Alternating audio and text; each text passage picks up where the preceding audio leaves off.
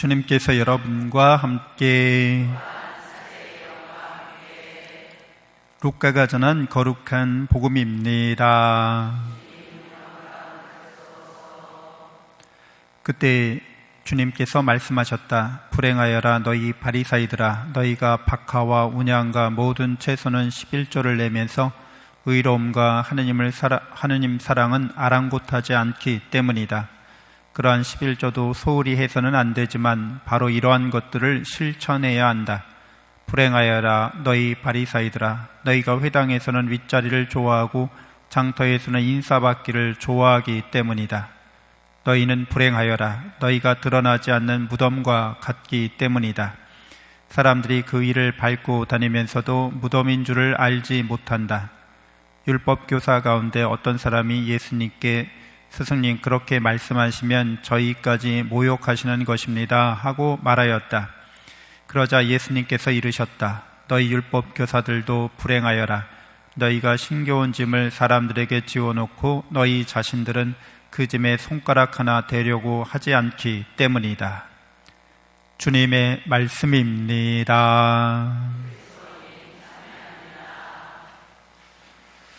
참 예수님, 하나님의 복덩이 고맙습니다. 고맙습니다.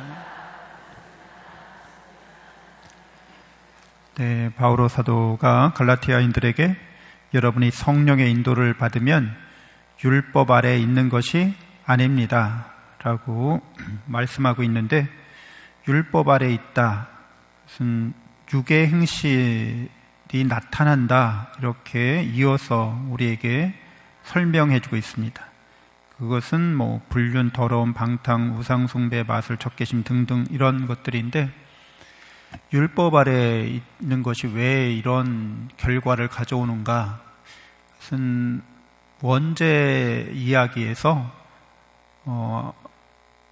우리의 원조들이, 우리 아담과 하와가 직면했던 유혹은, 거짓말은 우리가 하나님을 닮은 존재인지도 불구하고 그렇게 하나님께서 우리를 사랑하고 은총으로 충만케 해주신 존재임에도 불구하고 하나님을 부정하고 하나님을 불신하는 그런 삶을 살아가도록 유혹한 거죠. 그러니까 너 스스로 신이 되라, 이런 뜻이 그 유혹의 본질입니다. 하느님 없이 살아가라, 이런 거죠. 하느님 없이 네가 스스로 하느님처럼 되라, 이런 유혹입니다. 하느님께서 당신의 사랑과 은총으로 우리를 하느님처럼 만들어 주실 거예요. 그러니까 우리는 하느님을 닮은 존재고 닮아갈 수 있도록 늘 당신께서 우리를 사랑과 은총으로 충만케 해주신다는 게 진실인 거죠. 그런데 거짓말은 네가 스스로 그렇게 되어야 해. 그러니까 하느님의 사랑과 은총 없이 너 그렇게 할 수 있고 그렇게 해야 돼. 그렇죠? 그래서 결국 그 결과가 하느님을 사랑하지 않는 것으로 하느님 대신에 이제 하느님 아닌 거를 더 사랑하도록 그렇게 삶의 길을 바꾸는 걸 뜻합니다. 그래서 하느님의 사랑과 은총을 믿지 않고 하느님을 사랑하지 않고 하느님 아닌 다른 거를 더 사랑하는 사람들은 이제 이런 육의 행실이 이렇게 나타난다는 거죠. 그래서 이런 육의 행실들이 나타나는 이런 결과들은 결국 이거를 안 좋은 일이 계속 일어나기 때문에 안 좋은 일이 일어나는 거를 계속해서 일어나도록 하나님께서 방치하진 않으세요. 그러니까 그거를 막는 법이 있다는 거죠. 그래서 이렇게 알코올리즘, 이렇게 술 마시고 만취하는 거 좋아하는 분들, 계속 술 마시다가 어느 날은 술 보기만 해도 내가 그냥 토 나온다. 나 다시 저걸 먹으면 사람 새끼가 아니다. 그러고 다음날 또 마시긴 하는데, 이거를 계속 할 수 없다는 거예요. 왜? 악한 일이기 때문에, 결과가 안 좋기 때문에. 그 하느님의 사랑을 깨닫거나 믿거나 그 하느님의 사랑과 은총 속에 있지 않으면 하느님이 아니라 이 세상을 더 사랑하거나 아니면 자기 자신을 자기 자신이 스스로, 오늘 복음에 등장하는 바리사이들이나 율법학자들이죠. 그 하나님의 사랑과 은총 안에 이미 충만하게 내가 있다는 것을 믿지 않는 거죠. 내가 나의 공로로, 나의 선행으로 하나님의 사랑을, 은총을 받을 자격을 얻겠다, 이런 심산인 거죠.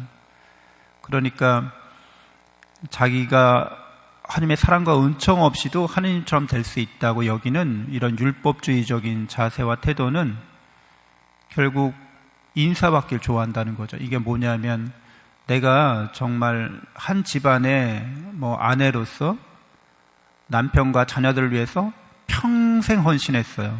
정말 그렇게 가진 고생 다 하면서도 내가 그렇게 보상받지 못하는 상태로 열심히 헌신하고 나는 다 내어줬는데 자식들도 고마운 줄 몰라. 자식 새끼 키워봤자 아무 소용없어. 애들이 전화를 자주 하나, 용돈을 드리나, 생일날에 이렇게 살갑게 하는 게 없어. 남편도 그래. 남편도 제대로 이렇게 감사하거나 고맙다는 표현도 잘 안 해. 나중에 그러면 이제 슬슬 뭐가 이렇게 속에서부터 부글부글 이렇게 끌어올리기 시작하죠. 그래서 하나만 걸려봐, 내가.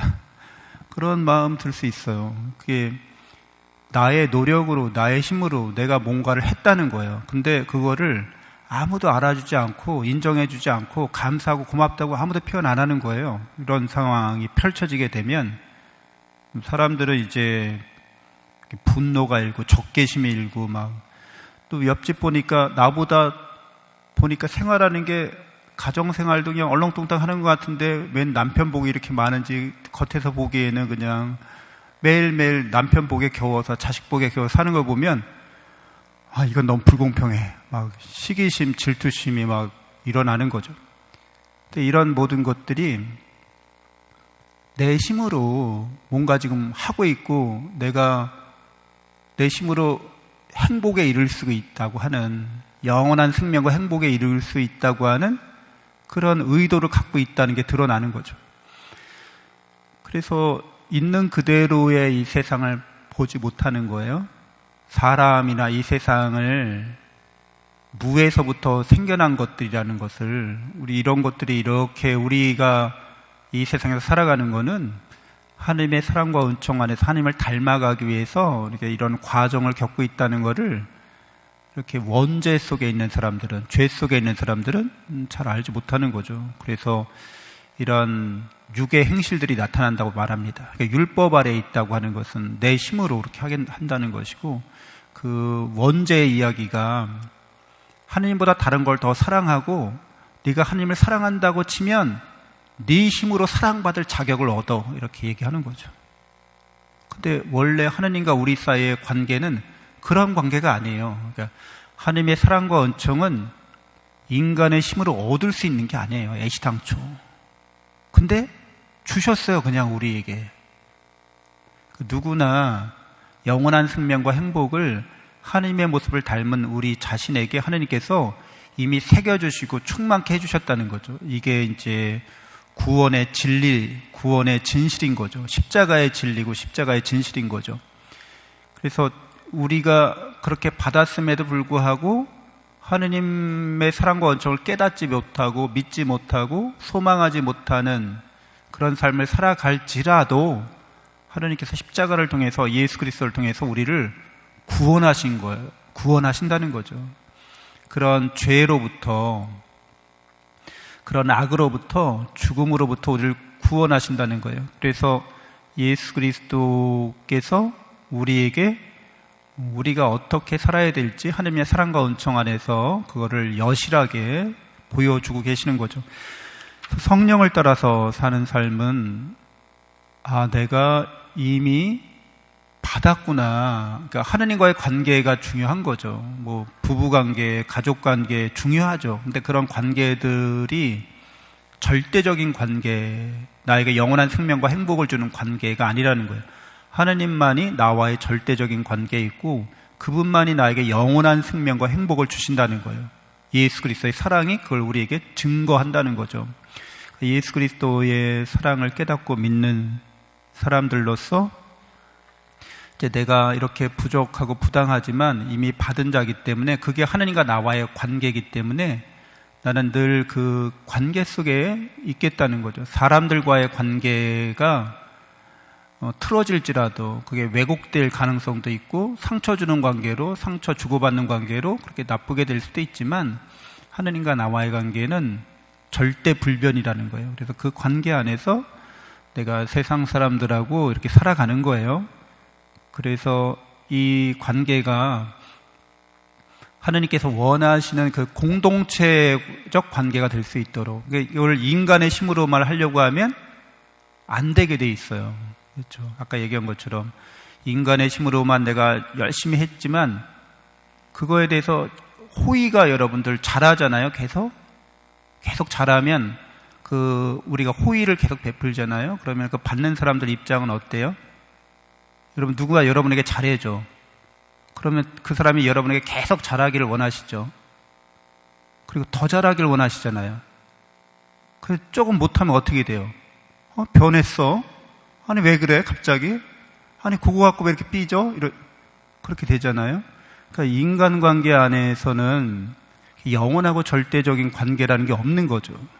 그러니까 하나님은 우리한테 늘 잘해주세요. 예수 그리스도를 통해서 영원한 생명과 행복을 주시는 분이 이미 받았다는 거죠.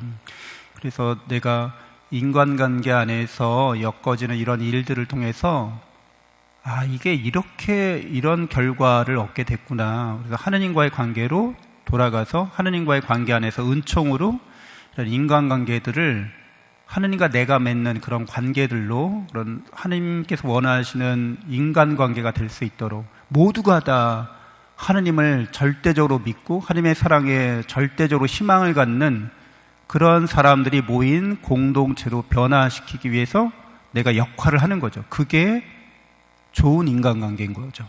하느님은 빼놓고, 하느님의 사랑과 은총은 빼놓고 우리 인간적으로 서로 잘해보자 이러면요 별의별 일이 다 생깁니다, 사실은. 그래서 우리도 신부들도 동창 모임 있지만 좀 어떤 때는 좀 인간적으로 좀 어처구니 없는 일도 생기게 해요. 조그만 일 가지고 막 상처 있고 막 빈정상하고 막 서로 싸우고 막 이래요. 그럼 그러면 뭐 별일도 아니에요, 사실은. 그런데 하느님과의 관계 안에 이렇게 머물지 않으면 그게 그렇게 크게 됩니다. 사소한 일인데도 엄청 크게 돼요. 그래서 인간관계가 가면 갈수록 좁아지게 돼 있죠. 왜냐하면 계속 내가 기대하는 것만큼 상대방들이 그렇게 해줄 수 있는 존재는 이 세상에 어떤 인간도 없기 때문에 그렇게 될 수밖에 없습니다. 주님께서 우리에게 원하시는 그런 관계들을 하느님과 나와의 관계를 통해서 계속해서 확장되어 나갈 수 있도록 모든 사람이 그런 관계를 하느님과 맺을 수 있도록 우리가 도움을 주는 그런 존재로서 이 길을 주님과 함께 걸어가야겠습니다. 잠시 묵상하겠습니다.